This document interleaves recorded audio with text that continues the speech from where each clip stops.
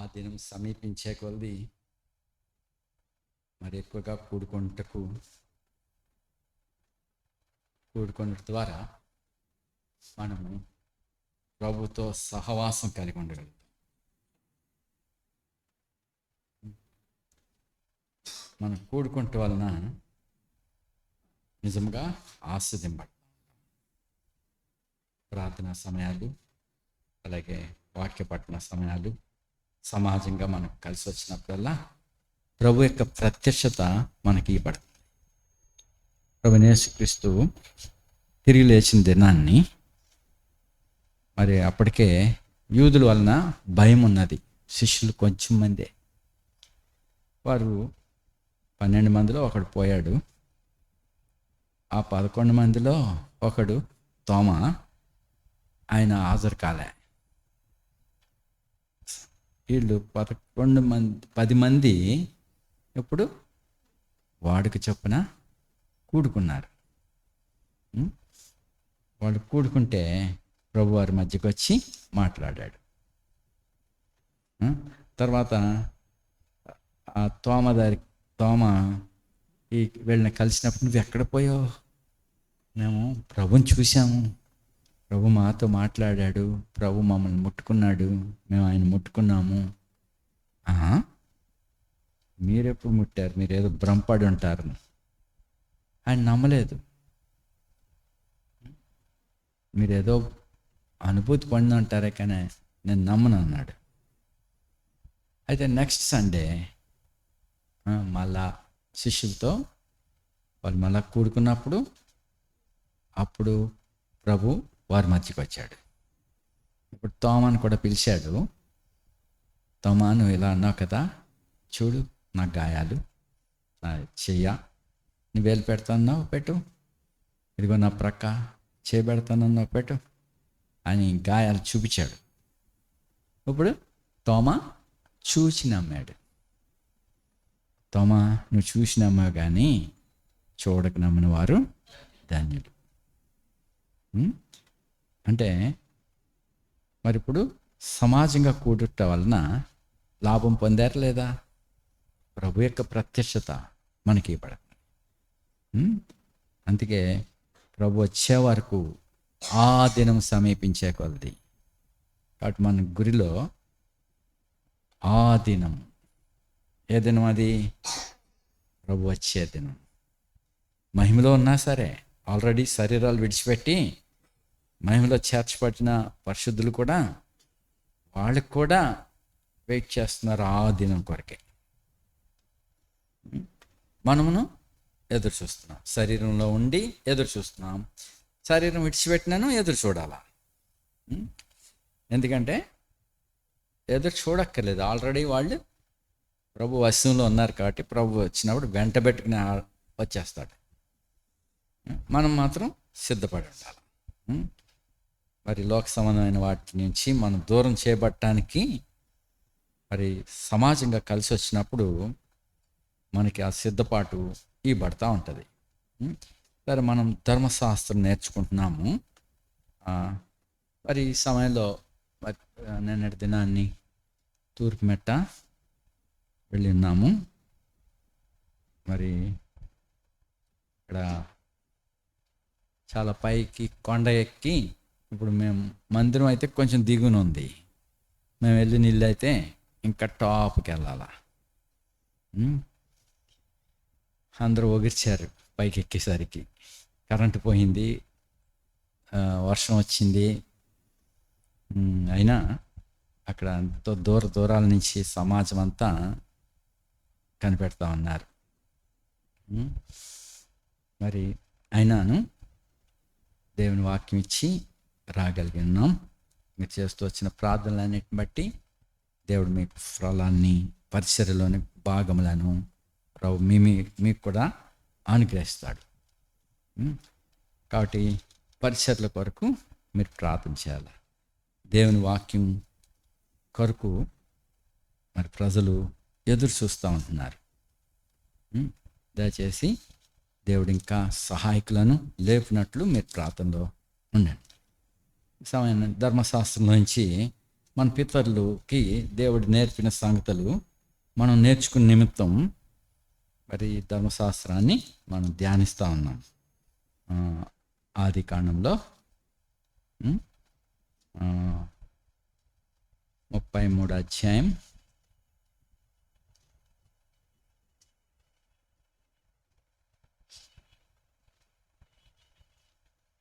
33 అధ్యాయంలోంచి యాకోబు కన్నులెత్తి చూసినప్పుడు ఏసావును అతనితో 400 మంది మనుషులు వచ్చిచుండిరి.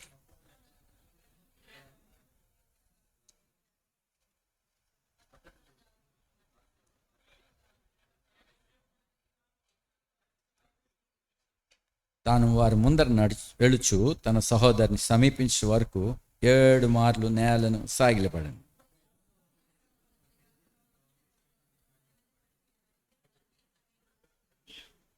యాసవ కన్నులెత్తి ఆ స్త్రీలను పిల్లలను చూచి, వీరు నీకేం కావాలని అడిగినందుకు అతడు, వీరు దేవుడు నీ సేవకునికి దయచేసిన పిల్లలే అని చెప్పాను.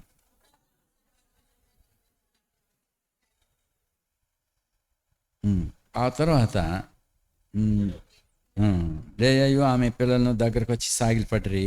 ఆ తర్వాత యోసేపును రాహేల్ను దగ్గరకు వచ్చి సాగిలపడ్రి.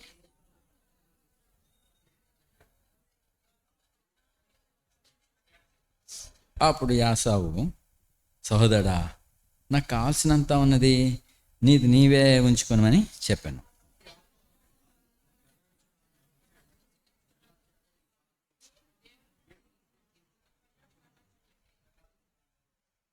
నేను నీ వద్దకు తెచ్చిన కానుకను చిత్తగించి పుచ్చుకొనుము. దేవుడు నన్ను కనికరించను మరియు నాకు కావాల్సినంత ఉన్నదని చెప్పి అతను బలవంతం చేసిన కనుక అతడు దాన్ని పుచ్చుకొని, అతడు నా యొద్ద ఉన్న నా పిల్లలు పసిపిల్లలనియు గొర్రెలు మేకలు పశువులు పాలిచ్చినవి అనియు నా ప్రభు నాకు తెలియను. ఒక్క దినమే వాటిని బడిగా తోలినేళ్ళ ఈ మంద అంతయు చచ్చును.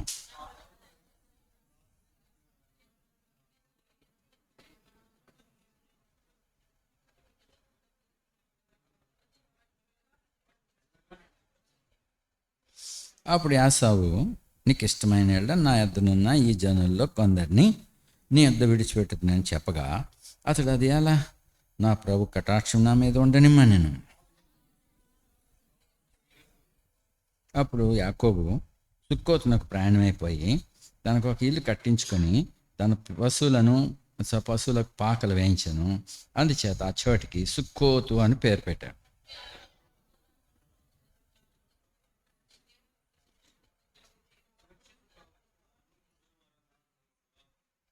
మరియు అతడు తన గుడారములు వేసిన పొలం యొక్క భాగమును షెకెం తండ్రి అయిన హమోరు కుమార్తె యొక్క 100 వరహాలకు కొని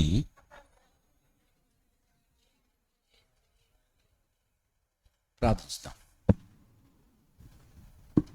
నమ్మకమైన దేవా, కృపగల తండ్రి, సమయాన్ని నీ పిల్లలముగా కలిసి నీ వాక్యం ఎద్దకు వచ్చాము. సమాజంగా కూడుకునే ధన్యత ఇచ్చారు, వందనాలు ప్రభా. మీరు వచ్చే వరకు కూడా మేము ప్రభా మరి నీ కొరకు ఎదురు చూసినట్లుగా మీ మీద మా హృదయాన్ని స్థిరపరచండి. మా ప్రభువైన యేసుక్రీస్తును గురిగా చూడగలటకు మాకు సహాయపడండి. లేఖనమంతా, ఈ పరిశుద్ధ గ్రంథమంతా మా ప్రభువైన యేసుక్రీస్తుని గురించిన సాక్ష్యమైనది. ఈ సాక్ష్యమును మేము వినుటకు ఆయన గురించి ఉన్నది ఉన్నట్టుగా మాకు బయలుపరుస్తున్నాడు నాయన. ఈ ధర్మశాస్త్రంలోంచి మాకు ఏది నేర్పించుకోరుతున్నావో మరి మాకు నేర్పించము. ధర్మశాస్త్రమును, కీర్తనలు, ప్రవక్తల లేఖనాలు, మిమ్మల్ని గురించి వ్రాయబడిన సంగతులు మరి ఏదైతే రాసించావో ఆ సంగతులను మాకు తెలియపరచము. మాకు జ్ఞానమేము, శాస్త్రములోని జ్ఞానము మాకు అభ్యసింపచేయము, మాకు బోధించము. వివరించుటకు, గ్రహించుటకు మా హృదయాన్ని స్థిరపరచమని అందు ప్రభా, మా హృదయాన్ని తెరవండి. నీ జీవ వాక్కు మాలో ప్రవేశించి చేయమని ఇక అప్పగించుకుంటూ యేసుక్రీస్తు ప్రభు నామమున ప్రార్థిస్తున్నాం తండ్రి, ఆమేన్.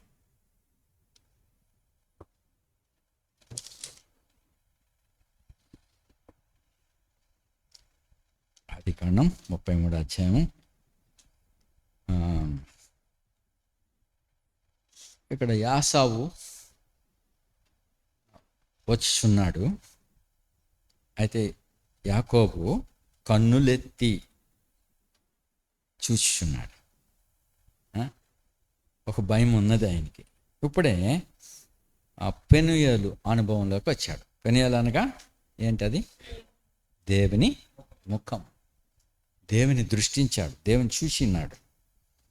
కాబట్టి అతడు ఇజ్రాయెల్గా మార్చబడ్డాడు.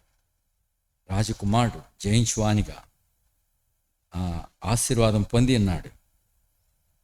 అయితే ఇప్పుడు నది దాటి ఇప్పుడు యాసవ వైపు చూస్తూ ఉన్నాడు. కన్నులెత్తి చూచున్నాడు.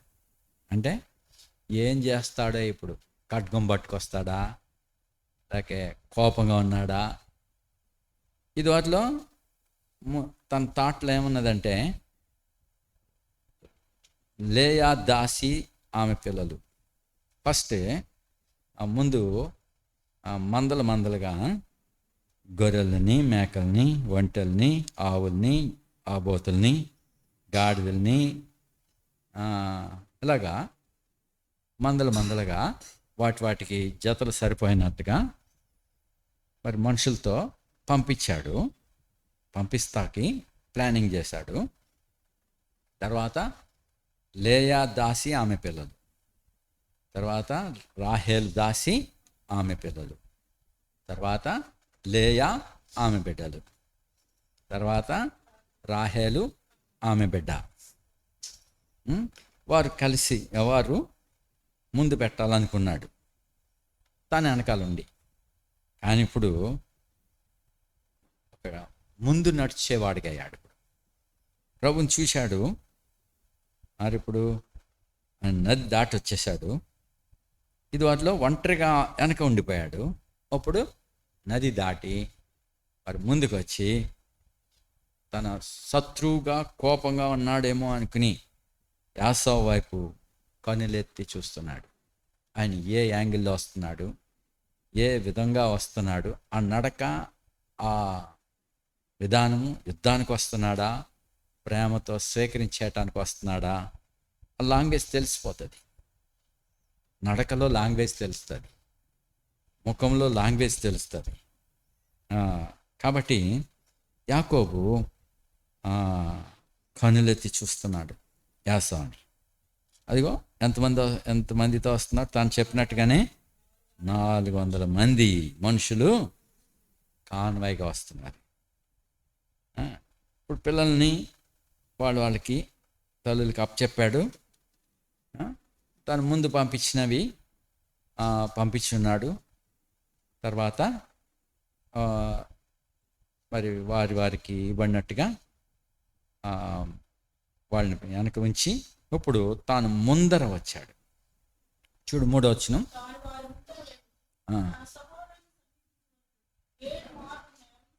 సో 7 మార్లు తన సహోదరుడు, ఎంతసేపు పెద్దోడు, ఒక అరగంట లేకపోతే పావుగంట లేకపోతే పుట్టిన నెక్స్ట్ నిమిషాల్లో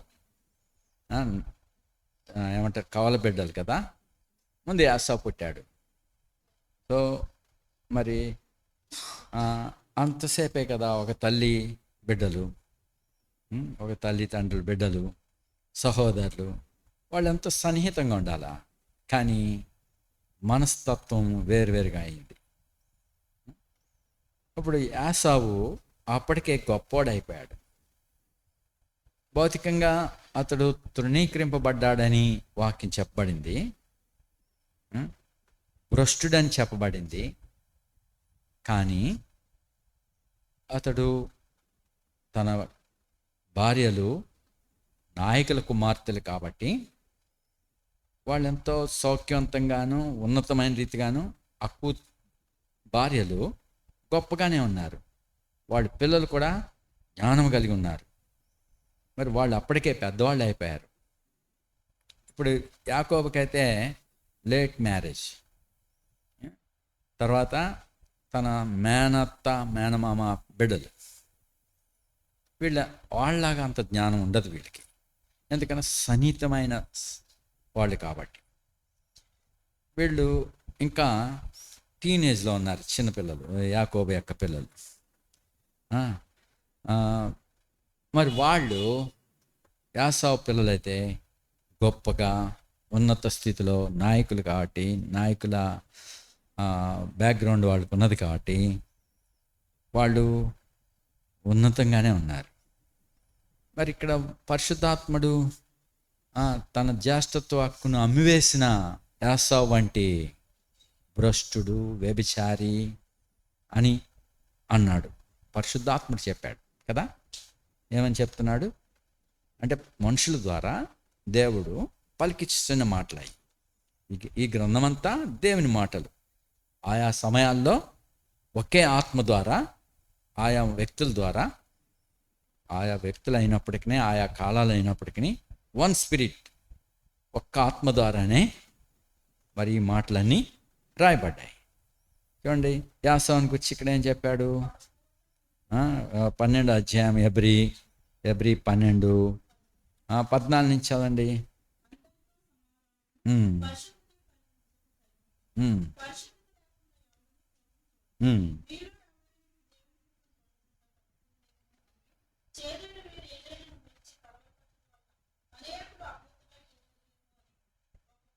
చూసారా ఇక్కడ ఈ జ్యేష్ఠత్వకు హక్కును అమ్మివేసిన యాసావుని గురించి చెప్పక మునుపు అతడు పరిశుద్ధత లేనివాడు, దైవ ప్రత్యక్షత అతనికి లేదు.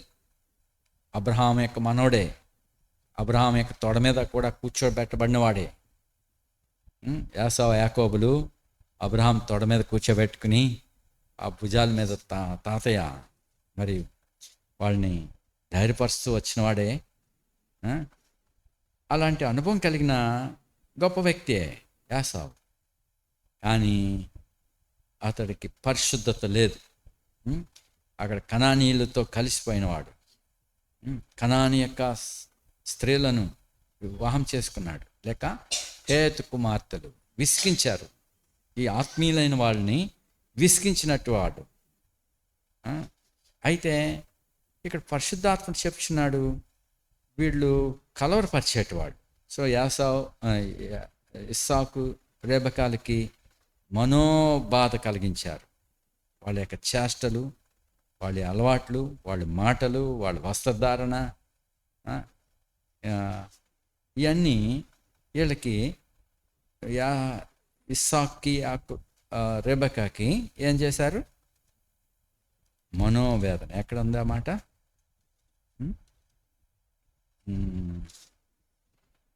ఇక్కడ మొదట హేతు కుమార్తెల వలన 27వ అధ్యాయం 46వ వచనం.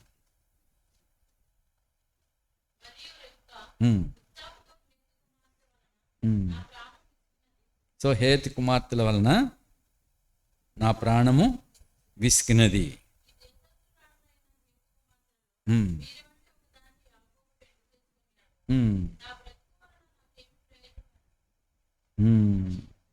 ఇంకో చోట మనోబాధ కలిగించారని ఉంది. ఎక్కడది? 28లో ఉందా?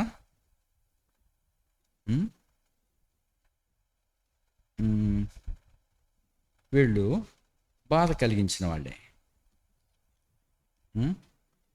సో 26:35 వీరు ఇస్సాకును రెబెకాకును. సో ఈ ఇంట్లోనికి వచ్చి ఇటువంటి పరిశుద్ధమైన మనుషులు, దేవుని చేత ఆస్వాదింపబడిన వారు, మరి అబ్రహాం ఇంటిలో వాళ్ళు ఎంత సాంప్రదాయము, ఎంత పద్ధతి, క్రమము, దైవ భక్తి కలిగిన ఇంటిలోనికి కోడళ్ళుగా మరి ఇస్సాకు ఇంటికి వచ్చిన వాళ్ళు, మరి రెబెకాకిని ఇస్సాకును ఏం చేశారు? కరప్ట్ చేసేసారు, బాధ కలిగించారు. అందుని బట్టి ఇలాంటి పని జరిగింది. సరే, ఇప్పుడు యాసావు వలన మరి ఎంత బాధ వచ్చి పడింది అతను చేసిన కార్యాన్ని బట్టి, ఇంట్లోనికి వచ్చిన వాళ్ళని బట్టి. మరి అనేకులు కలవరపరిచారు. తర్వాత అపవిత్రులయ్యారు. 16వ వచనం. ఉమ్, ఉమ్. సో యాసావునికి వచ్చి భ్రష్టుడు అంటే తన యొక్క కలిగిన వాటిని పోగొట్టుకున్నవాడని. ఇంకోటి వ్యభిచారి అంటే తొందరగా ఆ, తన యొక్క ఆశలను తృప్తిపరచుకునేటివాడు. మరి ఆకలైనా, మరి శరీర వాంఛలైనా తనకి త్వరగా కావాలి. సో అలాంటి భ్రష్టుడు, వ్యభిచారి అని గురించి వాళ్ళ గురించి జాగ్రత్త అని చెప్తున్నాడు. తర్వాత 17వ వచనం.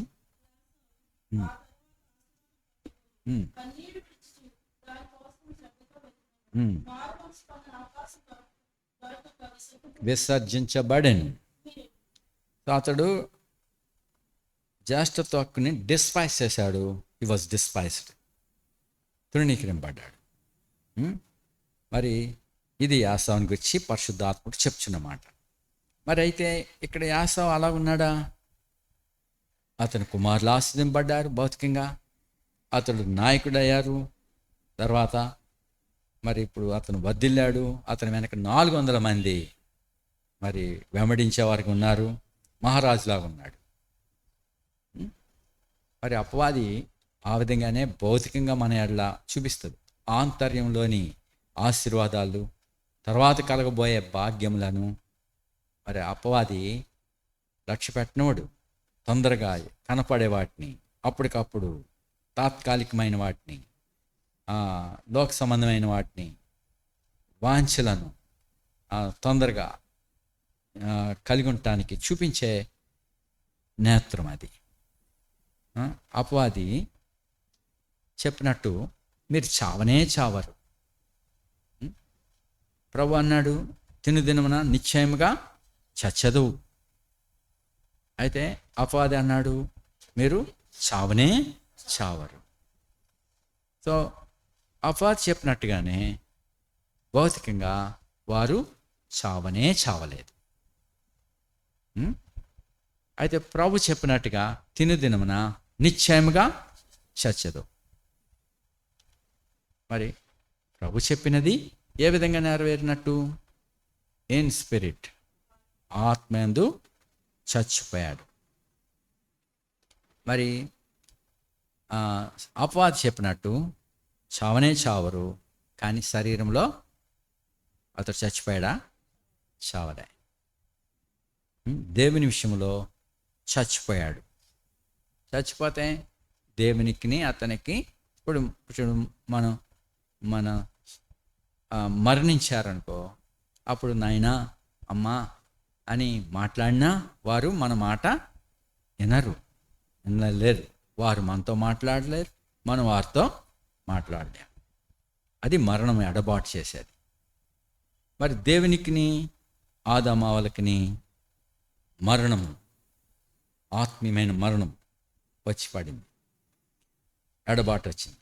అయితే దేవుడు తన కరుణా సంపన్నతను బట్టి తన వాక్యం ద్వారా ఆదామును మరలా బ్రతికించాడు, ఆత్మయందు బ్రతికించాడు. ఆదామును పిలిచాడు. దేవుని మాట బ్రతికిస్తుంది, దేవుని మాట జీవింపచేస్తుంది. కాబట్టి మరి ఇక్కడ అపవాది భౌతికంగా చూపిస్తూ ఉంటాడు.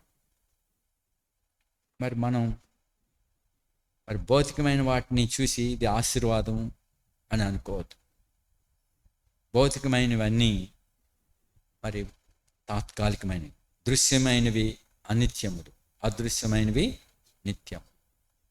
కాబట్టి ఆత్మీయమైన వాటిని మనం చూడాలి, ఆత్మ సంగతులను మనం చూడాలి. ఇప్పుడు యాసావు భౌతికంగా ధనవంతుడైనాడు యాకోబు కంటే. మరి భౌతికంగా యాసావు కుమారులు గొప్ప జ్ఞానం కలిగి ఔన్నత్య స్థితిలో ఉన్నారు. యాకోబు పిల్లలు ఎడ్యుకేషన్ లేదు, వారికి అందరిలో తక్కువగా ఉన్నారు. వారు అప్పటికే గొర్రెల కాపర్లు అయిపోయారు. ఎందుకంటే చిన్నపిల్లలు వాళ్ళు టీనేజ్లో. మరి యాకోబు లాబాను మంద కాసేటప్పుడు మరి ఎన్ని రోజులు గ్యాప్ పెట్టాడు? ఆ మందకి ఈ మందకి, తాను కాస్తున్న మందకి, పిల్లలు కాసే మందకి ఎన్ని రోజులు గ్యాప్ అది? ఏంటో గ్యాప్ రాశాడు కదా.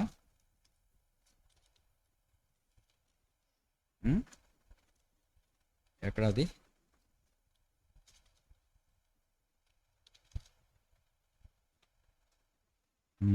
లాబాను 3 రోజుల ప్రయాణమా?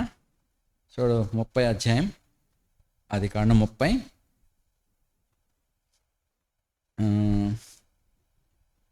36.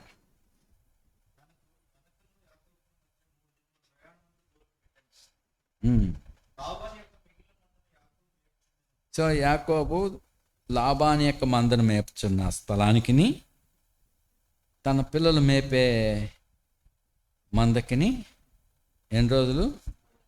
3 రోజుల ప్రయాణం అంతా గ్యాప్ అనమాట. అంటే యాకోబు పిల్లలు టీనేజ్లో ఉన్నప్పటికీ వాళ్ళు ఎవరు? గొర్రెల కాపర్లు.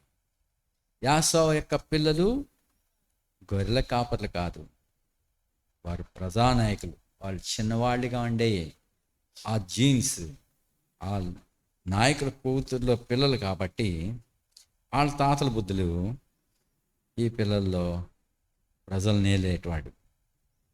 సో కాబట్టి భౌతికంగా గొప్పగా కనపడుతున్నారు, భౌతికంగా వీళ్ళు బలహీనంగా కనపడుతున్నారు. ఆత్మీయంగా వాళ్ళు చాలా దరిద్రులు, ఆత్మీయంగా యాకోబు పిల్లలు ఐశ్వర్యవంతులు. ఆశీర్వాదములు వారిలో ఉన్నాయి, దేవుడు వారిలో ఉన్నాడు. మరి మనం కూడా ఆత్మీయమైన కన్నుతో చూడాలి. ఇప్పుడు యాసవ్ కన్నులెత్తి చూస్తూ ఉన్నాడు.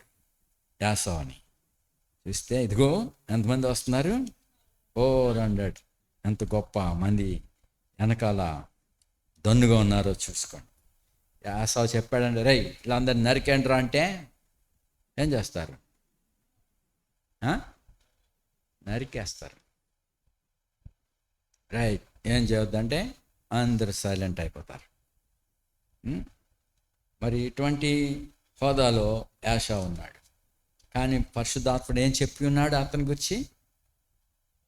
భ్రష్టుడు. అంటే భ్రష్టుడు అంటే ఏంటి? పోగొట్టుకున్నాడు, కలిగిన దాన్ని పోగొట్టుకున్నాడు. మరి అలాంటి స్థితిలో అతను ఉన్నప్పటికీ ఆత్మీయంగా ఆ స్థితిలో ఉన్నాడు, భౌతికంగా గొప్పగా కనపడుతున్నాడు. ఇప్పుడు యాకోబు కనపడుతుంది యాసావు. అయితే లాంగ్వేజ్ని బట్టి ఆ నడక, ఆ యొక్క విధానం గమనించాడు. మరి ఇప్పుడు పిల్లలందరినీ వెనక పెట్టుకున్నాడు, ముందు వచ్చాడు. ఇప్పుడు యాసావు దగ్గరికి వచ్చేసరికి 3వ వచనంలో చదవండి.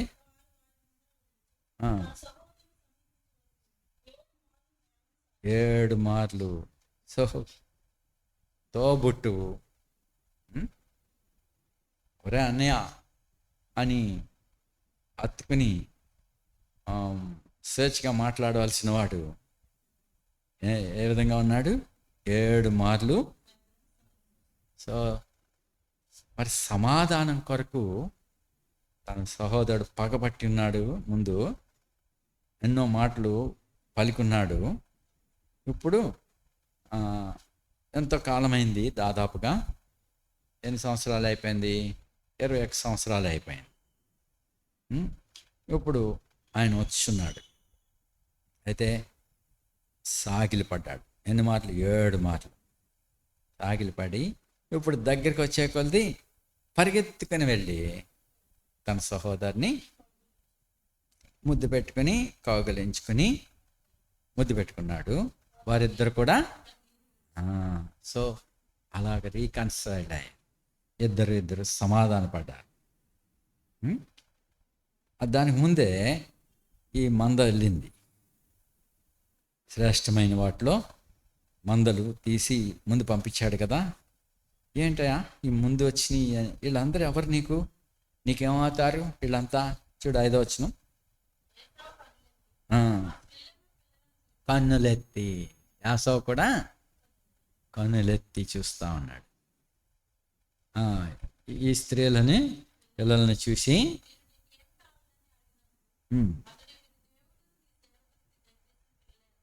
సో ఇక్కడ దేవుడు నీ సేవకునికి దయచేసిన, సో ఎటువంటి రీతిగా తాను తగ్గించుకుంటున్నాడు, ఎటువంటి రీతిగా తాను ఏ విధంగా దయ పొందాడో దేవుని, అది కూడా చూపిస్తున్నాడు.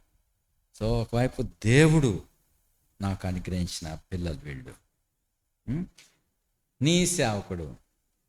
సో ఇప్పుడు ఇక్కడ అంతకు మునిపే కవర్ పెట్టినప్పుడు నా ప్రభు అన్నాడు, నీ దాసుడు వెనక వచ్చున్నాడు అని చెప్పి ఆయన అలాగా మాట్లాడండి అని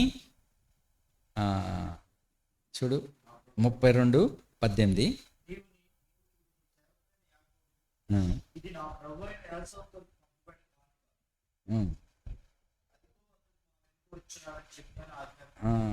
సో నా ప్రభువైన యాసావుకి ఇది కానుక నీ దాసుడు ఇచ్చాడు అని చెప్పమన్నాడు అని చెప్పాడు. ఇక్కడ ఒక దాసుడిగా మరి ఒక మహారాజు ఎదుట సాగిలపడినట్టుగా ఆయన నోటి మాట ఏం చేస్తుందంటే మరణమే, బ్రతకనిస్తాడో చంపుతాడో రై అని చెప్పి చిటికేసి అన్నాడంటే మొత్తం సఫా అయిపోతారు. అలాంటి స్టేటస్లో వేసా ఉన్నాడు. ఇప్పుడు తన యొక్క జీవం నిమిత్తం ఇక్కడ దాసుడిగా చేపట్టాడు, దాసునిగా తగ్గించుకున్నాడు. ఇక్కడ దేవుని ముఖాన్ని చూసిన ఇజ్రాయెల్ అంత ఉన్నత స్థానంలో ఉన్నవాడు ఇక్కడ ఈ మనుషుడి దగ్గర సాగిలిపడ్డాడు. దాసుడిగా నీ దాసుడే అని చెప్పుకుంటున్నాడు. సరే, ఈలోగా వీళ్ళు వచ్చారు, దాసి వారి పిల్లలు, లేయా ఆమె పిల్లలు, యోసేపును రాహేల్ను వచ్చి అచ్చంటి పిల్లోడు కూడా సాగిలిపడ్డాడు. ఇలాగ తర్వాత 8వ వచనం.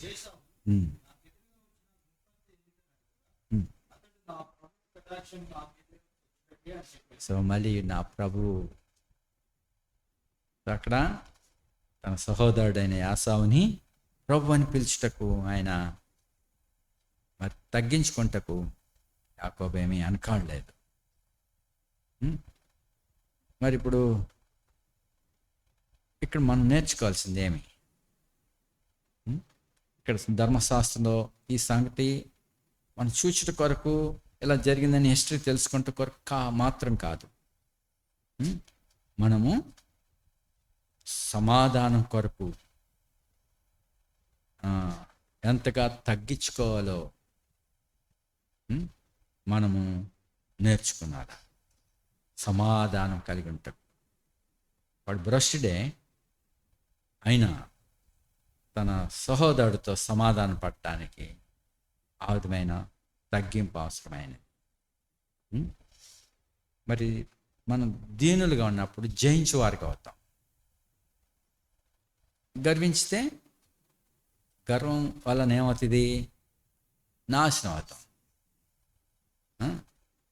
గర్వం నాశనానికి నడిపిస్తుంది, లేక నాశనానికి ముందు గర్వం నడుస్తుంది. ఎక్కడ ఏ మనిషి దగ్గర గర్వించి తిరస్కరించే వాళ్ళగా ఉండకూడదు. ఇక్కడ సొంత సహోదరుడు తన వాళ్ళే అయినను దీనుడిగా మరి కొంత బహుమానంనిచ్చి సమాధాన పడ్డాడు. కొంచెం ఇచ్చేసరికి అయినా యాసావు ఇవన్నీ ఎందుకయ్యా, నాకు ముందు పంపించావు, ఇవన్నీ ఎందుకు, ఎవరికి అంటే, అయ్యా అలా కాదు, చూడు 9వ వచనం.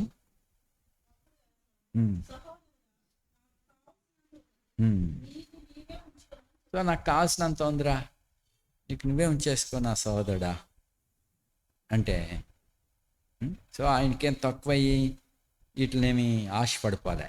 సాధారణంగా మనకేం తక్కువ అనుకో, కరువులో ఉన్నప్పుడు కొంచెం ఏదైనా మనం ఎవరైనా ఇవ్వబోతే హక్కుని తీసుకోగలుగుతాం. ఆకలిగా ఉన్నప్పుడు మనకి ఆహారం ఇచ్చినప్పుడు హక్కున దాన్ని పుచ్చుకుంటాం. కడుపు నిండితే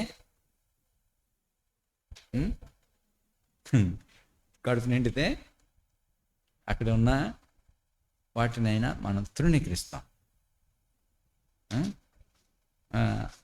ఇక్కడ ఈయనకేం తక్కువ కాదు, యాసాకేం తక్కువ కాదు. ఇక్కడ భౌతికంగా ఏది తక్కువ లేదు, ఆయనకి అన్నీ ఉన్నాయి. అయితే ఇవన్నీ ఎందుకురా అడిగితే, నా ప్రభు యొక్క కటాక్షం నా మీదకి రాని. వద్దు, ఏంటి ఇవన్నీ అక్కర్లేదు, నాకు చాలా ఉందిలే, వద్దు అంటే నీ దేవుని ముఖం చూసినట్టుగా నీ ముఖం చూశాను. సో ఎంత హానర్ ఇస్తున్నాడో చూస్తున్నారా? నీ కటాక్షం నా మీదకి వచ్చినది కదా, ముద్దు పెట్టుకున్నావు, హత్తుకున్నావు, చేర్చుకున్నావు, తర్వాత బతిమాలుకుంటూ ఇస్తున్నాడు. సరే, చదువు 11 వచనం.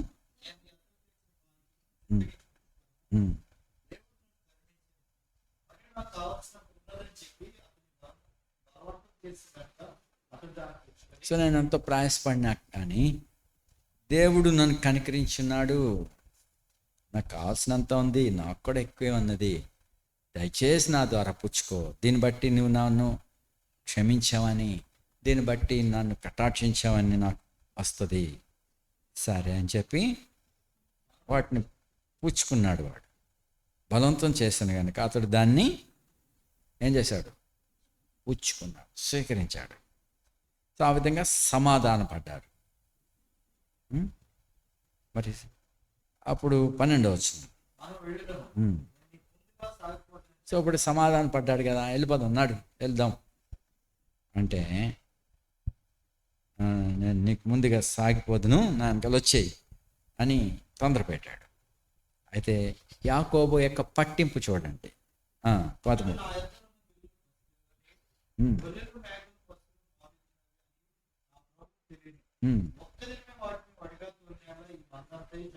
సో ఒక్కరోజే నడిపేస్తే ఏమవుతుంది? మందంతా చెత్త. మరి ఇక్కడ వాటి పశువుల గురించి తాను ఏమని చెప్పాడు? నా యొద్ద ఉన్న పిల్లలు ఎలాంటి వారు? పసి పిల్లలు, గొర్రెలు, మేకలు, పశువులు పాలిచ్చినవి. సో వాటిని ఒక్కరోజు నడిపేస్తే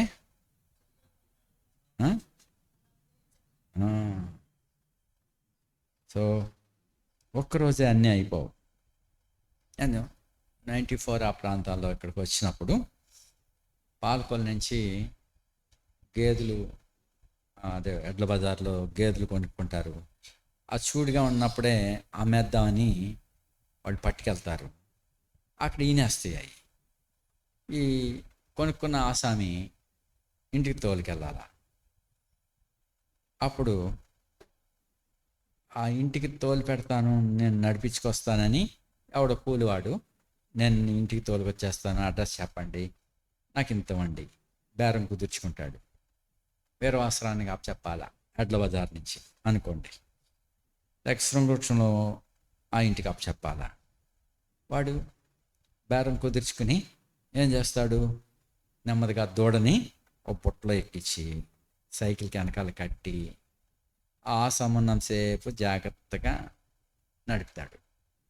పాలకొల్లు బయటికి వచ్చాక అప్పుడు సైకిల్ ఎక్కేస్తాడు. నేను ఈ లంకల కోడారి వరకు చూసినప్పుడు ఆ గేదె అది దానికి ఇంకా మాయ పడలేదు, దాని కడుపు అంతా లూజ్గా ఉంటుంది. ఈ దూడనేమో ఆ బుట్టలో పెట్టి సైకిల్ వెనకాల క్యారేజ్ కట్టేసి వాడు సైకిల్ తొక్కుతూ ఉంటాడు. ఈ గేదె ఏం చేస్తుంది? తన పిల్ల ముందు వెళ్ళిపోతుంది. ఇప్పుడు ఈ బౌల్స్ అన్నీ ఎలా కదిలిపోతూ ఉంటాయి, వెనక నుంచి బ్లీడింగ్ అవుతూ ఉంటుంది. వాడికి ఏం పట్టింపు? వాడికి అప్పచెప్పేయాలంతే. అది ఇంటికి వెళ్ళాక ఆ వీరవాసమో శృంగవృక్షమో వెళ్ళాక ఆ గేదె సంగతి ఏమవుతుంది? చచ్చిపోయే అవకాశం ఉన్నది. దానికి జ్వరం వచ్చేస్తుంది. ఇప్పుడులాగా గేదెలకి ఆవులకి అంబులెన్స్లు ఉన్నాయి.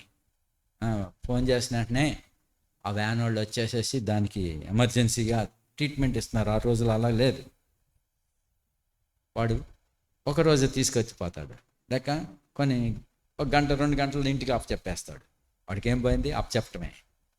తర్వాత ఏం పోతుంది, దీని ఆరోగ్యం ఏంటి, వాడికి పట్టింపు లేదు. తన మంద స్థితిని ఎరిగినవాడు. కాబట్టి మందకి కాపరిగా, ఇంటికి యజమానుడిగా తన ఇంటి వారిని ఎట్లా నడిపించాలో ఎరిగినవాడు. ఇతనేమి అరణ్యవాసిగా లేక వేటగాడిగా ఉన్నవాడు కాదు. దైవభక్తి కలిగినవాడు, సాధువుగా ఉన్నట్టు వాడు. యాకోబు ఎలాంటి వాడు? సాధు అంటే డ్రెస్ వేసుకుంటేనే సాధువు కాదు. ఎట్టువాడు యాకోబు? 25 అధ్యాయంలో 25-27.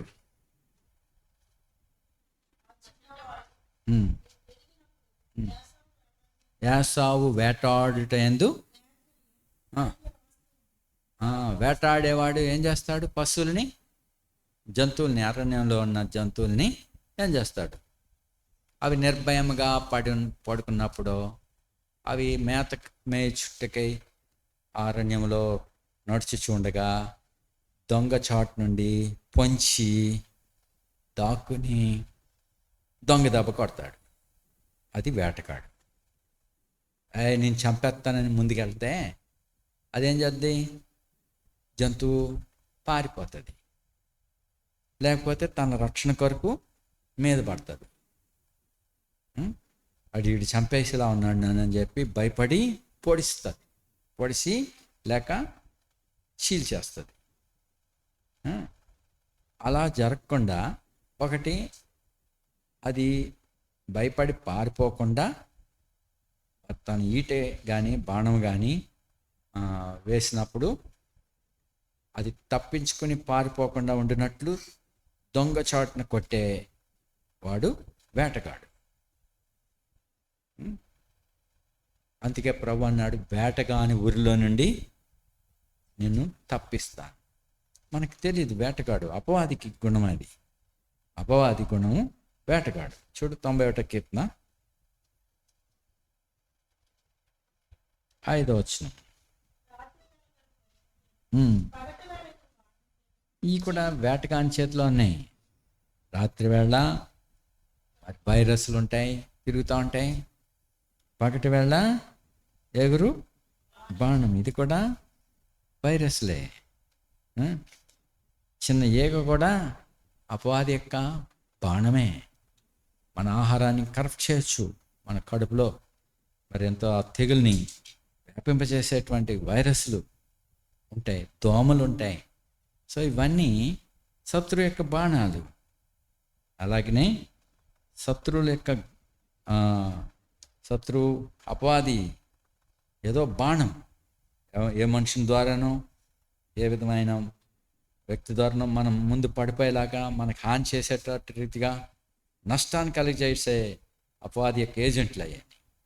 కాబట్టి రాత్రి వేళ ఎగురు కలుగు భయంకైనను, పగటి వేళ ఎగురు బాణంకైనను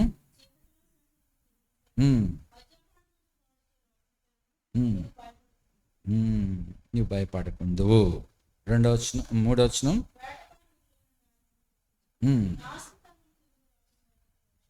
సో వేటగాని ఊరి. కాబట్టి యాసావు వేటగాడు. పాటు యాకోబు యాకోబు సాధువై. సాధు అంటే ఏంటి? అసలు ఏ రూపం గుర్తొస్తుంది సాధు అంటే? కాషాయ వస్త్రం వేసేసి గడ్డం పెంచుకుని షౌరింగ్ చేసుకోకుండా, సంసారిగా కాకుండా సాధు అంటారు అలాంటి. సాధు. సాధు అంటే ఏమి? ఇంగ్లీష్లో చదవండి. 27వ వచనం, 25వ అధ్యాయం 27. ఆదికాండం.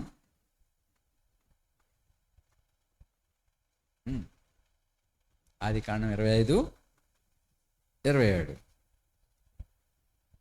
అవి దగ్గర లేదా?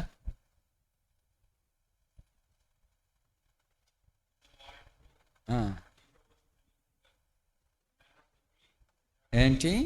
ఆదికాండం 25, 27. యాకోబు was a plain man. So plain అంటే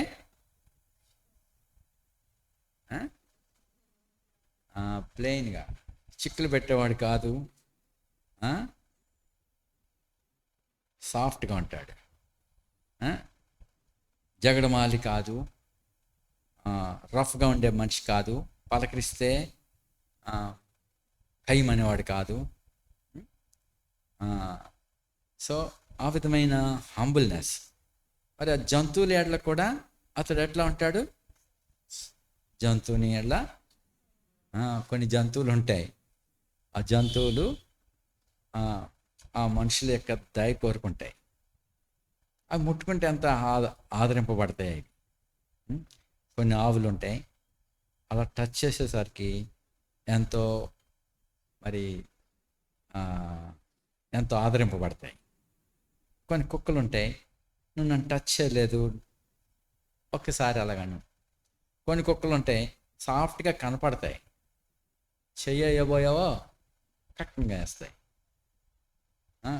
కొన్ని కుక్కలు చాలా ప్రేమగా వచ్చి పలకరిస్తాయి. కాబట్టి బాగున్నావా అని ఎలాగ అన్నావు అనుకో, అంతే గీరేస్తుంది. సో అవి అలాంటి దగ్గర మన సాఫ్ట్నెస్ ఉండకూడదు, అట్లా దూరంగానే ఉంచాలి కుక్కల విషయంలో. మరి అయితే దయ కోరుకుంటాయి. ఇప్పుడు ఇక్కడ యాకోబు ఆ పశువుల బాల్యం నుండి దయగలవాడు. మరి యాసావు పశువుల రఫ్గా ఉంటాడు. అలాగే ఇష్మాయిల్, అబ్రహాం గుణ లక్షణాలు అతనిలో లేవు. అతడు కూడా రఫ్ మ్యాన్. అతడు కూడా భౌతికంగా గొప్పవాడే, కానీ దైవ దృష్టిలో అతడు ప్లెయిన్ మ్యాన్ కాదు. సో ఇప్పుడు యాకోబు ప్లెయిన్ మ్యాన్, సాధు. కాబట్టి ఇక్కడ 116లో చూడండి, కీర్తన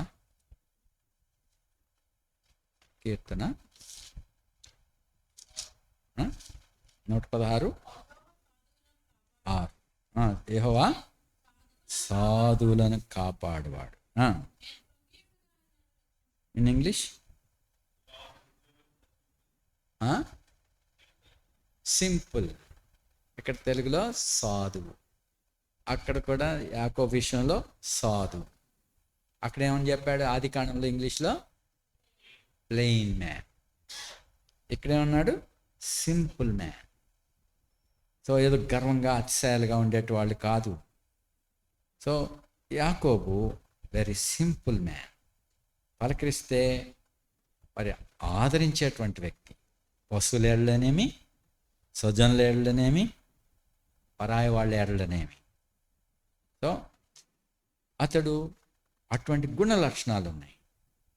దేవుడు సాధువులను కాపాడు, మోసాల నుంచి కాపాడుతాడు కూడా దేవుడు. అమాయకంగా నమ్ముతారు వాళ్ళు, అమాయకంగా ఎవరినో చేర్చుకుంటారు, కానీ దేవుడు ఆ అమాయకులుగా నటిస్తున్న వాళ్ళని నుండి వీళ్ళని దేవుడు కాపాడతాడు. నేను ఎరుగుతున్నలాగా దేవుడు ఎలా తప్పిస్తాడో, భక్తిహీనుల నుండి, వేషధారుల నుండి, మోసగాళ్ళ నుండి నేను ఎరుగుతును. నన్ను పెంచిన దేవజనులు కూడా, వారిని కూడా దేవుడు ఎలా తప్పిస్తూ ఉండేవాడో. అరే ఈయన చేర్చుకుంటున్నాడు, ఈయన ఎక్కువ నమ్ముతున్నాడు ఈయన అని అనుకున్నప్పుడు దేవుడు ఒక్కరోజు బయలుపరుస్తాడు ఆ దైవజనులకి. అప్పుడు వాళ్ళ నుండి దేవుడు ఎలాగ దూరం చేసి కాపాడాడో అనేక సంగతులు నేను కూడా దైవజనుల జీవితాల్లో చూసి ఉన్నాను. దేవుడు తప్పిస్తాడు అటువంటి వేషధారుల నుండి, ఆ భ్రమపరిచేవారి నుండి, సంఘాన్ని, దైవజనులను కూడా దేవుడు తప్పిస్తాడు. వాళ్ళు ప్లెయిన్గా ఉన్న విషయాలు మాట్లాడతారు, లేకపోతే ఆత్మీయంగా మరి దగ్గర చేర్చుకుంటారు.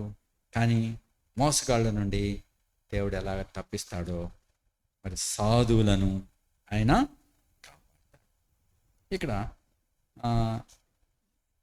ఆదికాండంలో యాకోబునందు మనం ఈ సంగతులు చూస్తున్నాం. తాను యాసావు దగ్గర సమాధాన పట్టకై ఎంతగా తగ్గించుకున్నాడో మనం చూడగలిగాం. తగ్గించుకుంటే వలన నేను ఏం తక్కువ కాదు. ఆత్మీయమై దీనులైన వారు ధన్యులు, పరలోక రాజ్యము వారిది. దేవుడు చెప్పిన సూత్రములు ఈ సూత్రాలు మనకి తగ్గించుకుంటే లోకు అయిపోతామని అనుకుంటారు కదా. లోకరీతిగా మీరు తగ్గించుకున్నారనుకో, లోకరీతిని ఏమవుతుంది అనిచేస్తారు. లోకము ఎలాంటిది? చాలా యుక్తి కలది, లోకు చేస్తుంది. కానీ ప్రభు మాట చదవండి. ప్రభు ధన్యతలు అని బీటిట్యూడ్స్ లేక బీయాటిట్యూడ్స్ ఏంటి? మన యొక్క వైఖరి ఎట్లా ఉండాలి చూడండి. ఆత్మవిషయమై ధన్యులు, పరలోక రాజ్యము. సో తగ్గించుకుని దీనతగా ఉండితే ఎటర్నిటీలో మీరు సంపాదించుకున్న వారు అవుతారు.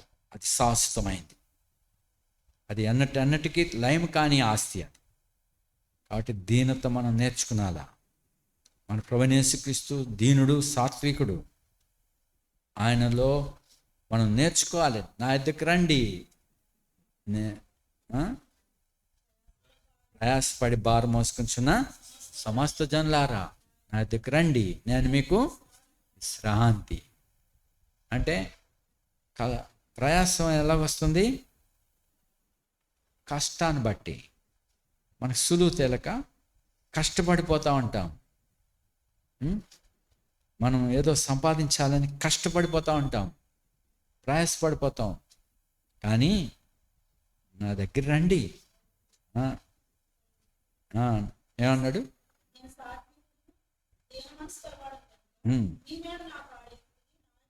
నేర్చుకోండి. సులువు నేర్చుకుంటారు. ప్రయాసపడిపోతే ఏమి వచ్చేది? ఆయన మాటను బట్టి మనం చేస్తే అది ఈజీగా ఉంటుంది. నేను ఎప్పుడో చెప్పిన ఈ సందర్భాన్ని గురించి, ఈ కాడి మోసే దాని గురించి ఎప్పుడో ఒకసారి చెప్పున్నాను. నేను బాల్యంలో ఉండగా పొలంలో, ఎందుకంటే మా తండ్రి అందరికంటే ముందుగా విత్తనం వేస్తాడు. వేసవికాలం ఉండగానే ఇంకో తొలకరి పడకముందే ఆయన నారు మడి పెంచేసేవాడు.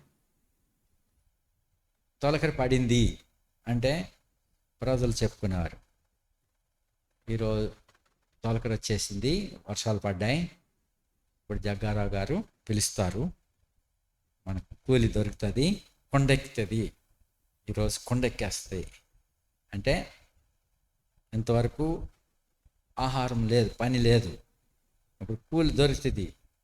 సో ఈ దినాన్ని పనికి వెళ్తాం మనం, కొండ పొయ్యి మీదకి ఎక్కుతుంది. అలాంటి మాటలు అనేవారంట ఆ రోజుల్లో, పెద్దలు చెప్పారు నాకు. కాబట్టి అది ముందు పంట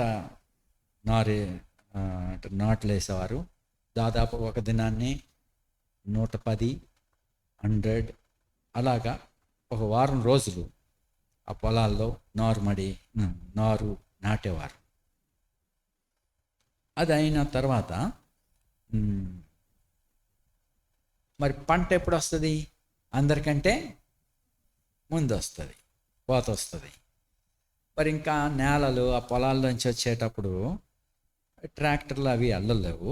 కాబట్టి ఆ పంటని దొళ్ళగొట్టినప్పుడు అడ్ల బండి మీద అవి కొన్నిసార్లు మనుషులే వీపుల మీద మోసుకుని తెచ్చేవారు, కొన్నిసార్లు బండి మీద లోడ్ వేసి తెచ్చేటవారు. నేను ఓ దినాన్ని ఆ లోడ్ తీసుకొచ్చేటప్పుడు చూస్తూ ఉన్నాను చిన్నవాడిగా. అప్పుడు స్కూల్ సెలవు వచ్చిందో ఏమైందో నాకు తెలీదు. నేను పొలం వెళ్ళట సంభవించింది. ఆ పొలంలోంచి అరుస్తున్నారు, ఏయ్ అని గట్టిగా అరుస్తున్నారు, ఎడ్లను బాతున్నారు. అవేమో లాగలేకపోతున్నాయి, లోడ్ ఉంది లాగలేకపోతున్నాయి. వీళ్ళందరూ ఒకడేమో ఎదరికి లాగుతున్నాడు, ఒకడేమో రోజాలేస్తున్నాడు. వెనకాల చక్రాలకి ఇద్దరు ముగ్గురు రోజా అంటారా ఏమంటారు, ఇక్కడ టవల్ పెట్టుకుని ఎత్తుతున్నారు చక్రాన్ని, ఆ చుట్టూ ఉండే చెక్కలకి. ఇవన్నీ చూస్తూ ఉంటే ఇంట్రెస్ట్గా ఉంది. అవి కొట్టేస్తున్నారు ఎద్దుల్ని, గట్టి గట్టి అరుస్తూ ఉంటే ఒక ఆయన, పెద్ద ఆయన ఆ దారిని వచ్చి గబగబ వచ్చి గట్టిగా అరిశాడు, ఎందుకురా ఈ ఎడ్లను బాధ పెడుతున్నారు, ఎందుకు ఇంత ఎలాంటి పని చేస్తున్నారు అని గట్టిగా అరిచి, అనవసరంగా బాధలు పెట్టేస్తున్నారు, గొడ్లను కొట్టేస్తున్నారు, ఎందుకు ఎలాంటి పని చేస్తున్నారు అని చెప్పి గద్దించి, రై ఎక్కి పైకి ఎక్కి 2 బత్తాలు ముందుకే ఆ తొట్లో ఎదర ఆ కాడి దగ్గరికి ఎక్కువ వేయండి అని చెప్పి ఆ బరువుని కొంత ఎదర బరువు వేయించాడు. ఇప్పుడు ఎడ్లకి మీరు ఎవడేమీ అరవద్దు అని చెప్పి గస వచ్చేసింది ఎడ్లకి, కొంచెం రెస్ట్గా ఉండండి అని చెప్పి ఆ ఎడ్లని కొంచెం ఏదో సాఫ్ చేసి, అంత బాధ పెట్టేశారా, అంత హీట్ ఎక్కిపోయినాయి, అంత వేడెక్కిపోయినాయి, అంత గస వచ్చేసింది వీటికి అని చెప్పి తిట్టి, తర్వాత అవి కొంచెం రిలాక్స్ అయినాక దా అన్నాడు. ఎంత చక్కగా ఈజీగా నడిచేసినాయి. ఆ లోతుగా దిగిపోతున్నా కానీ ఆ చక్రాలు ఈజీగా లాగేసినాయి. అంటే ఇక్కడ ఏం నేర్చుకోవాలా? సులువు నేర్చుకోవాలి. సులువు నేర్చుకోక ఎంతో ప్రయాసపడ్డారు, వాటిని ప్రయాసపెట్టారు. అట్లా చూస్తే సార్లు పడిపోయినాయి, బాధేశారు. సులువు తెలియక వాళ్ళు ప్రయాసపడ్డారు, అక్కడ జంతువులను కూడా బాధ పెట్టారు. సో మనకు సులువు తెలవాలి. ఎంత పెద్ద భారమైనా తేలికగా మోయచ్చు, ఎంత భారమైనా మోయవచ్చు. మోషే అంతమంది జనాన్ని నడిపించాలి. ఎన్ని వ్యవస్థలు ఉన్నాయి అందులో. మోషే నడిపిస్తున్న సంఘం ఎంత ఉన్నది? 6 లక్షల కాల్బలం. అందులో వాళ్ళ భార్యలు, ముసలి తల్లిదండ్రులు, మరి చిన్నపిల్లలు, ఆడవాళ్ళు, ఇంకెంతమంది ఉంటారు. కాల్బలమే అంతుంటే వాళ్ళ వెనకాల బ్యాక్గ్రౌండ్, వాళ్ళ భార్యలు లేక వాళ్ళ తల్లిదండ్రులు, వాళ్ళ పిల్లలు. సో ఇంతమందితో కొంతమంది గర్భిణీ స్త్రీలు ఉంటారు, కొంతమంది చంటి బిడ్డలు కలిగిన తల్లులు ఉంటారు, కొన్ని బాధ్యతలు కలిగిన వాళ్ళు ఉన్నారు. వీళ్ళందరినీ మరి పోషించాలి, వీళ్ళందరినీ నడిపించాలి, ఈ వ్యవస్థలన్నీ పట్టించుకోవాలి. మరి తన సొంత కుటుంబం కూడా ఉంది. వీటన్నిటిని చేయటానికి ఓ రోజున మోషే బాధపడ్డాడు, రిజైన్ చేసేసాడు. ఎందుకని? వాళ్ళు ఇసుక్కుంటున్నారు, ఏడుస్తున్నారు, మోషేని చూసి ఏడుస్తున్నారు.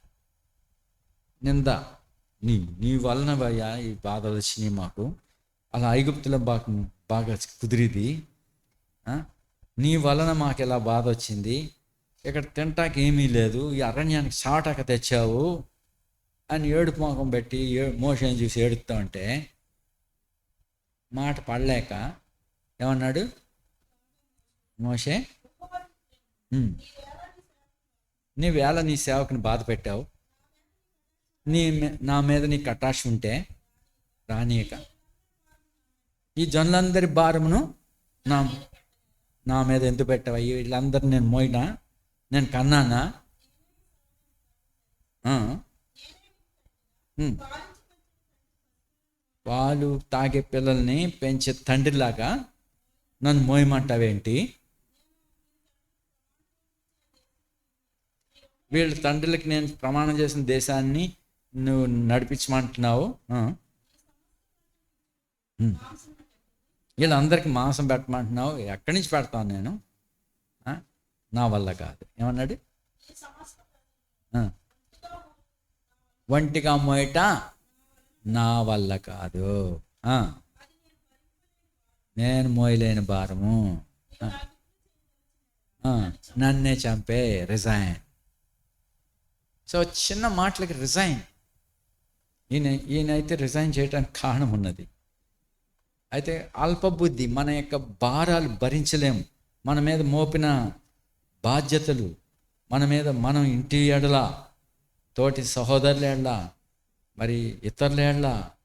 సో సింపుల్ థింగ్స్కి రిజైన్ అంటే డిస్పైజింగ్, వదిలిపెట్టేస్తాం, కాడు వదిలేసి వెళ్ళిపోయినట్టుగా. నేను చేయలేని ఈ పని, టక్ లేచిపోవటమే. So simple. అయితే చిన్న చిన్న వాటికి అభ్యంతరాలు, చిన్న వాటికి తట్టుకోలేక వెళ్ళిపోతారు. మొన్న వంకవారిగూడెంలో ఈ కరెంట్ పని చేయటానికి సహోదరులు పొదలాడి నుంచి ఎజ్రా తన టీం ఇద్దరు పనివారిని తీసుకుని సహాయపడ్డాడు. అక్కడ ఎన్నో సంవత్సరాల నుంచి వాళ్ళు కలిసి ఉన్నారట. అయితే ఒక చిన్న మాట అన్నాడు ఆయన. ఆ పని చేసేటప్పుడు కొంచెం ఏదో టెన్షన్ పడ్డారు. శ్యామ్ కూడా ఉన్నాడు. ఏదో చిన్న, అదేం పెద్ద కాసు ఏం కాదు. ఎన్నో సంవత్సరాల నుంచి కలిసి వాళ్ళు ప్రేమగా ఆయన చెప్పినట్టుగా విని లోబడి పని చేసుకున్నారు. ఒక చిన్న మాట ద్వారా అభ్యంతరపడి వెళ్ళిపోతా, నీకు నాకు ఇంతే. సో అడబాసిపోయాడు. దేని బట్టి? Short temper. సో అది భారం భరించలేకపోయాడు, లేక ఆ బాధ్యతని చేయటకు విసుక్కున్నాడు. లేదు, ఆయన ఎంతో సాఫ్ట్ మ్యాన్, ఎంతో తగ్గించుకున్నవాడే, ఎంతో లోబడే మనుషుడే, మరి ఆత్మీయుడిగా ఉన్నట్టుగా ఉన్నాడు. మన దగ్గర కూడా పనిచేశాడు, కానీ వాళ్ళు ఎడబాశారు. సో అలాగనే మనం అనేక మంది మంచిగానే ఉన్నట్టుంటారు. చిన్న చిన్న బాధ్యతలు, చిన్న చిన్న నిందలు, చిన్న చిన్న విషయాలకి మరి అభ్యంతరాలు పడి రిజైన్. నీకు నాకు ఇంతే, నేను చచ్చినా నీతో మాట్లాడు, నీకు నాకు ఇంతే, అయిపోయింది. మరి ఆ మాట వెనక్కి తీసుకోవాలంటే కష్టమే కదా మళ్ళీ. సో అందుకే మాట తొందరపడి పలికేవద్దు, మనం నేర్చుకునాలా. సో భారం భరించటకు నా యొక్క నేర్చుకోండి, నేను సాత్వికుడను. ఎక్కడో యూనివర్సిటీల్లో దొరకదు ఇది, ఎక్కడో ట్రైనింగ్ మనకి దొరకదు. ప్రభువైన యేసుక్రీస్తు దగ్గర నేర్చుకోవచ్చు. ధర్మశాస్త్రంలోంచి ప్రభువైన యేసుక్రీస్తు యొక్క సుగుణాలు ఏంటో, ప్రభువైన యేసుక్రీస్తు ఏంటో మనకు తెలియపరుస్తున్నాడు. ఆయన అబ్రహాం సంతాన స్వభావం ధరించుకున్నాడు. ఇప్పుడు యాకోబు ఇజ్రాయెల్గా మార్చబడ్డాడు. ఆయన ఎటువాడో, ఎటువంటి దీవెనలు ఆయన కలిగి ఉన్నాడో చూస్తున్నాం. ఆయన దీనుడు, లేక ప్లెయిన్ మ్యాన్, ఇంకోటి సాఫ్ట్ మ్యాన్. మరి ఇప్పుడు తన సహోదరుడితో సమాధాన పట్టకై తగ్గించుకున్నాడు. తన దగ్గర ఉన్న మందని ఎట్ట రీతిగా నడిపిస్తున్నాడు. తనతో ఉన్న పిల్లలు నడవండి రా అని కొట్టి తరమట్లే, వాళ్ళని ఆదరించి నడిపిస్తాడు. ఒకే దినాన్ని నడిపేస్తే వాళ్ళు ఏమవుతారు? ఆ గేదెని నడిపినవాడు ఆ బౌల్స్ అని కదిలిపోతా బ్లీడింగ్ అవుతా ఉంటే ఆ గేదె బతుకుతుందా? ఇంటికి వెళ్ళాక 2 రోజులు జ్వరం పడి అది చచ్చిపోతుంది. వాడు తీసుకొచ్చిన లాభం ఏమైంది? అది యాసవతో యాకోబు చెప్పాడు, నాతో ఉన్నవాళ్ళు పసిపిల్లలు, చిన్న పాలు తాగేవాళ్ళు, తర్వాత మంద మంద అక్కడ ఏం చెప్పాడు? అవి పాలిచ్చేవి, పాలిచ్చేవి. సో వాటికి స్పెషల్ కేర్ తీసుకోవాలా. సో ఒక్కసారి అట్లా నడిపేస్తే మందంతయు ఒక్క రోజులో చచ్చిపోతుంది.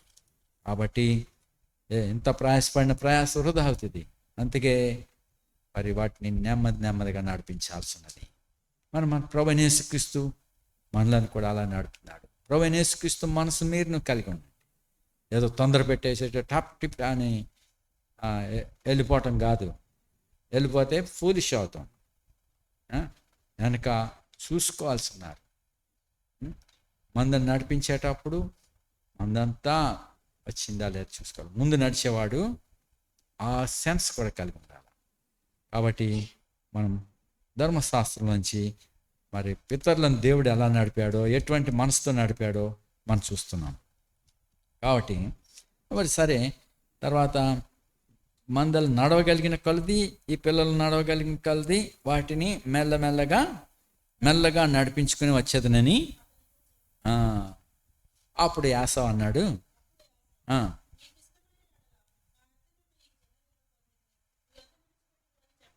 ఇప్పుడు ఈ యాకోబుతో ఉన్న మంద సహాయకులు దాసులు యాకోబు యొక్క మనసు కలిగి ఆ మంద విషయంలో పట్టింపడ్డారు. వీళ్ళెవరో యాస వెనకాల తిరిగిన వాళ్ళు వీళ్ళతో పనిచేయాలంటే వాళ్ళు ఏం చేస్తారు? వీళ్ళని తృణీకరిస్తారు, లేకపోతే వీళ్ళ మాట వినరు, వాళ్ళు వచ్చి ముళ్ళులుగా ఉంటారు. కాబట్టి అది అలా వద్దు ప్రభా, నీ కటాక్షం నా మీద ఉండి చాలు అంతే అని చెప్పాడు. ఆ తర్వాత యాసావు ఎక్కడికి వెళ్ళిపోయాడు? సేయీరుకి వెళ్ళిపోయాడు. అప్పటికే అక్కడ నాయకుడు అయిపోయాడు.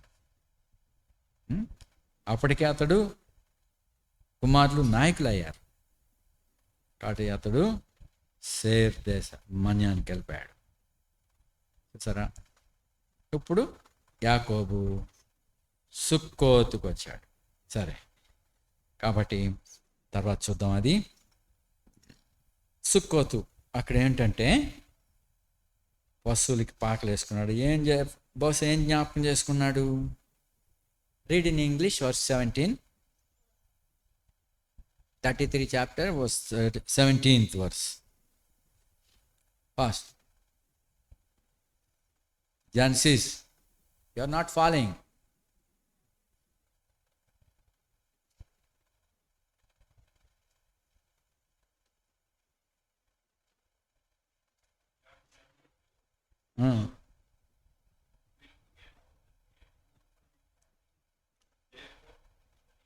Not that verse. Yes, continue. Shalem. Jacob came to Shalem. What is Shalem? What happened there? అక్కడ ఏమైంది? ఇదివరలో ఎస్, మెల్కీసెదెక్ ప్రధాన యాజకుడిగా తాతయ్య గారు, ఏ తాత? అబ్రహాం తాత మెల్కీసెదెకు ద్వారా దీవించబడ్డాడు. మా తాత ఇక్కడే ఈ షాలేంలోనే, షెకెం అక్కడనే ఆస్వాదింపబడ్డాడు ప్రధాన యాజకుని ద్వారా. సో ఇక్కడ బాగుంటుంది, ఇక్కడ పీస్ఫుల్గా ఉంటుంది. కాబట్టి ఇక్కడ మందని పీస్ఫుల్గా నడిపించుకోవచ్చు, గొడవలు లేకుండా మేపుకోవచ్చు. మా తాత ఆస్వాదింపబడ్డాడు. సో అలా జ్ఞాపకం చేసుకుని అక్కడ ఆగిపోయాడు. కానీ ప్రభు చెప్పాడు, ఇదివరలో నువ్వు ఎక్కడ నూనె పోసి, రాయి మీద నూనె పోసి మొక్కున్నావో అక్కడికి వెళ్ళు అన్నాడు. ఇప్పుడు ఎక్కడికి వచ్చాడు ఈయన? తాతయ్యని జ్ఞాపకం చేసుకుని షాలేం వరకు వచ్చి ఉన్నాడు. What about Bethel? అక్కడ పోలే. సరే, కాబట్టి తను ఏం చెప్పినాడో, దేవుడు ఏం చెప్పినాడో దానికి కట్టుబడి ఉండాలి.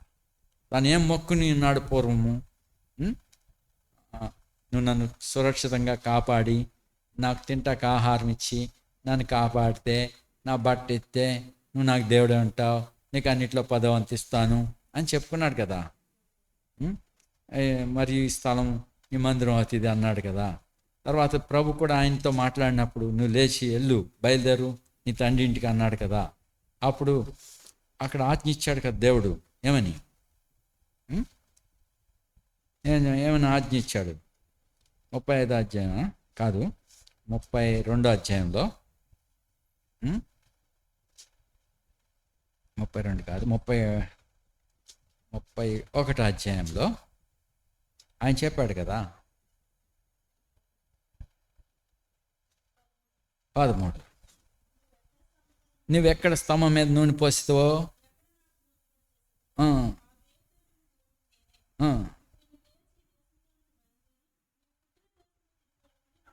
సో ఎక్కడ నూనె పోసావో, ఎక్కడ నాకు మొక్కుబడి చేసావో రిమైండ్ చేశాడు కదా అక్కడ.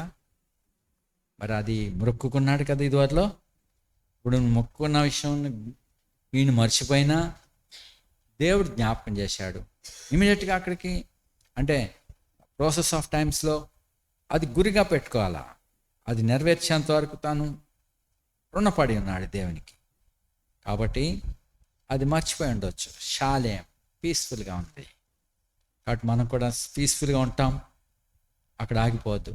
నువ్వు ప్రభుతో ఏం చెప్పి ఉన్నావో, ప్రభు నీకేం చెప్పి ఉన్నాడో అది జ్ఞాపకం చేసుకో. కాబట్టి మరి మనం మర్చిపోయే వాళ్ళమే, మేలు పొంది మర్చిపోతాం.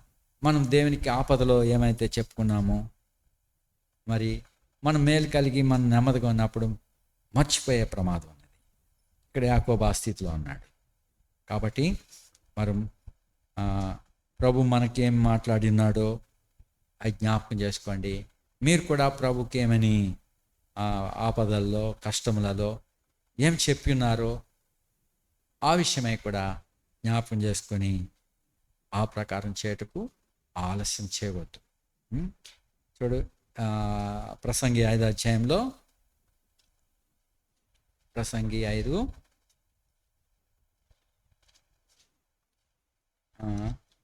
అక్కడ ఏం చెప్పారు?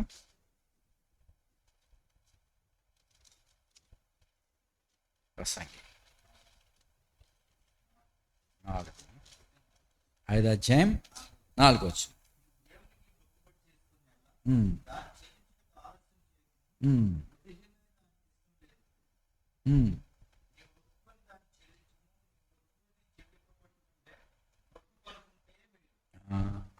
సో అలా చెప్పండి ఉంటే మంచిది.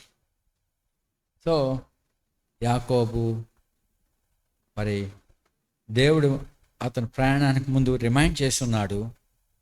ఇప్పుడు షాలెంలోని షెకెంలోకి వచ్చి బలంగా ఉన్నాను, షెకెం భుజం, సో సేఫ్టీగా ఉన్నాను, దేవుని భుజాల మీద ఉన్నాను. మా తాత ఇక్కడ ఉండేవాడు, ఫస్ట్ ఇక్కడ వచ్చాడు, సో ఇక్కడ నేను ఉండాలి. సో ఆ తలంపులు మనం ఆదరణ పడవచ్చు. కానీ అయితే ఏదైతే ముందుకి పోవాల్సి ఉన్నాడో అది జ్ఞాపకం చేసుకున్నాడు. కాబట్టి మరి మనం ప్రభుకి అన్ని విషయాల్లో రుణస్థులమే. అయితే ప్రభు మనలను ప్రేమించాడు, మన దోషములన్నింటినీ క్షమించున్నాడు. కృతజ్ఞులై మనము ఆయన సన్నిధిలో మనకు కనపడాల.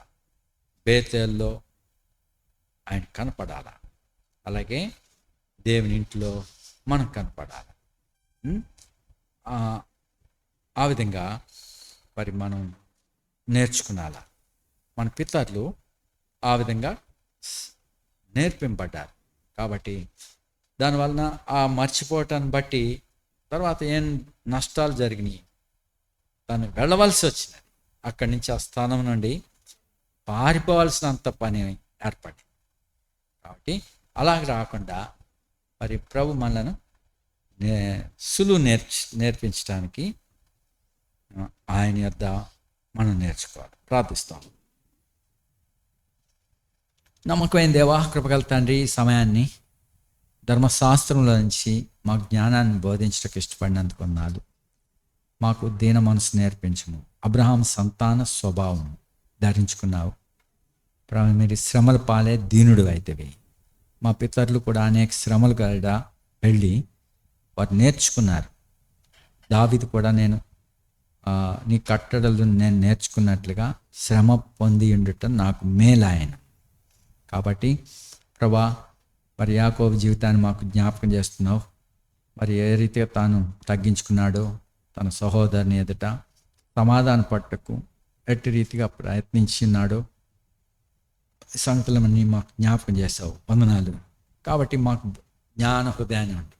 బుద్ధిహీనంగా మేము ప్రవర్తించకుండా రైట్ వేలో మరి మీ ఆత్మ ద్వారానే నిజమైన రీతిగా యథార్థంగా నీ ఎదుట మేము ప్రవర్తించటకు మాకు జ్ఞానాన్ని ఉంది. కావాల్సిన రోషం ఇవ్వండి, కావాల్సిన దీనత నేర్పించండి. ఎక్కడ మేము కోపించాలనో, ఎక్కడ గద్దింపు ఇవ్వాలనో, ఎక్కడ తగ్గించుకోనాలనో, ఎక్కడ దీనులు ఉండాలో, ఎక్కడ అతిశయించాలో ఇవన్నీ మాకు ఆత్మీయమైన రీతిగా నేర్పించు ప్రభా. మేము అతిశయించవలసిన స్థలంలో అతిశయించకుండాను అక్కడ తగ్గించుకుంటున్నాం. ఎక్కడ తగ్గించుకోవాలో అక్కడ అతిశయిస్తున్నాం. మాకు క్రమం లేదు, మాకు జ్ఞానం లేదు. కాబట్టి ప్రభా మాకు బుద్ధి నిమ్ము, జ్ఞానం నిమ్ము. నీ ధర్మశాస్త్రంలోని సంగతులు మాకు నేర్పించి ఆ ప్రకారం నడుచుకుంటకు మా ప్రభువైన యేసుక్రీస్తును మాకు జ్ఞానమే అన్నాడు. ఆయనను అనుసరించుటకు సహాయపడమని, ఈ నీ బిడ్డలందరినీ ఆస్వాదించమని వారు చేస్తూ వచ్చిన ప్రార్థనని సఫలపరచండి. ప్రభు నీకే ఘనతమయం చెల్లిస్తూ మా ప్రియ రక్షకుడు యేసుక్రీస్తు వారి అత్యున్నతనామమున స్తుతించి ప్రార్థిస్తున్నాం తండ్రి. మన తండ్రి అయిన దేవుని ప్రేమయు ప్రభువైన యేసుక్రీస్తు కృపయు పరిశుద్ధాత్మ యొక్క సహవాసం సదాకాలం మనకు తోడైండును గాక.